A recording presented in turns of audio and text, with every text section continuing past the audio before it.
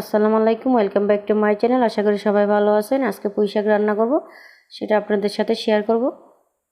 তো আমি এখানে পুঁই শাক নিয়ে নিয়েছি। পুঁই শাকের পাতাগুলো আমি এভাবে করে কেটে নিয়েছি। আর এখানে আমি ডাঁটাগুলো 2 ভাগ করে নিয়েছি, মাঝখানে ফালি করে ফেলছি, না তো সিদ্ধ হবে না। এই যে, আর এগুলো আমি ধুয়ে নিয়েছি। এখানে চিংড়ি মাছ নিয়েছি, আর এখানে মসুরি ডাল নিয়েছি। মসুরি ডালটাও আমি ধুয়ে নিয়েছি। তো চুলায় একটা প্যান বসালাম, সেই প্যানে এখন তেল দিয়ে দিব। পেঁয়াজ দিয়ে দিব হাফ কাপ।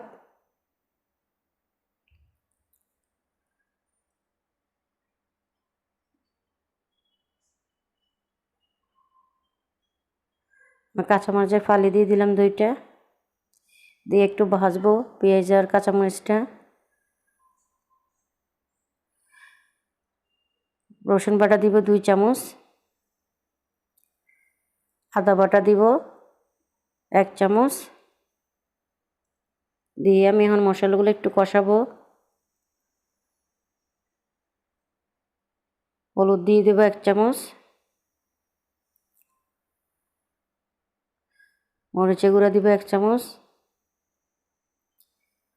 ধনিয়ার গুঁড়া দিব 1 চামচ, দিচ্ছি আবার হাফ চামচ দিয়ে দিব।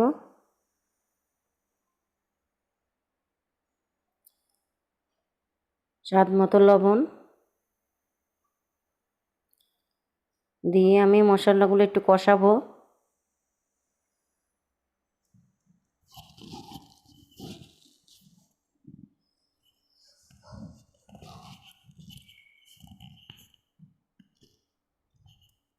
এই যে মশলাগুলো একটু কষাবো। এই পর্যায়ে একটু পানি দিব যাতে মশলাগুলো পুড়ে না যায়।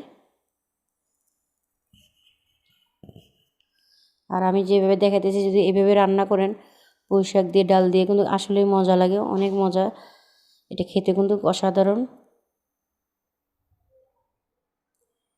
যেমন মশলাগুলো কষানো হয়েছে, এখন আমি মসুরি ডালগুলো দিয়ে দিব। আমি এখানে হাফ কাপের মতো নিয়েছি মসুরি ডাল।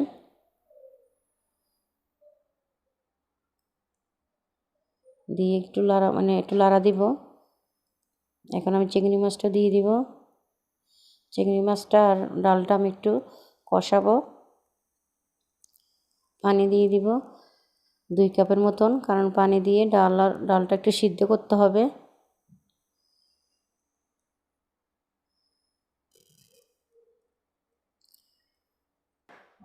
এই পর্যায়ে আমি এসে দেখতেছি যে ডালটা সিদ্ধ হয়ে গেছে। দিয়ে আমি আমি কিছুক্ষণ লাড়া দিব, যে ডালটা সিদ্ধ হয়ে গেছে। এখন আর পানি এড করতে হবে না। এই পর্যায়ে আমি পুঁই শাকটা দিয়ে দিব, দিয়ে আমি ঢাকনা দিয়ে দিব যাতে পুঁই শাকটা মজে যায়। আর প্লিজ আমার চ্যানেলটা সাবস্ক্রাইব করবেন, লাইক দিবেন, বেল বাটনটা অন করে রাখবেন যাতে আমি কোনো কিছু আপলোড করলে আপনারা পেয়ে যান।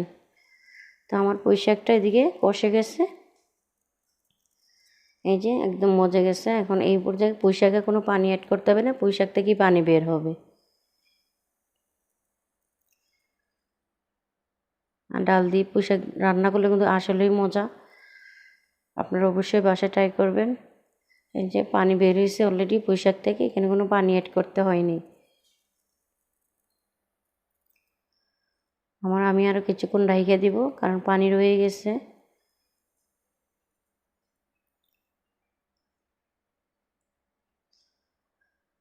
তো এই পর্যায়ে আমার পুঁই শাক হয়ে গেছে। আমি এখন চুলা অফ করে দিব। আর কালারটা মাশাআল্লাহ অনেক সুন্দর আসছে।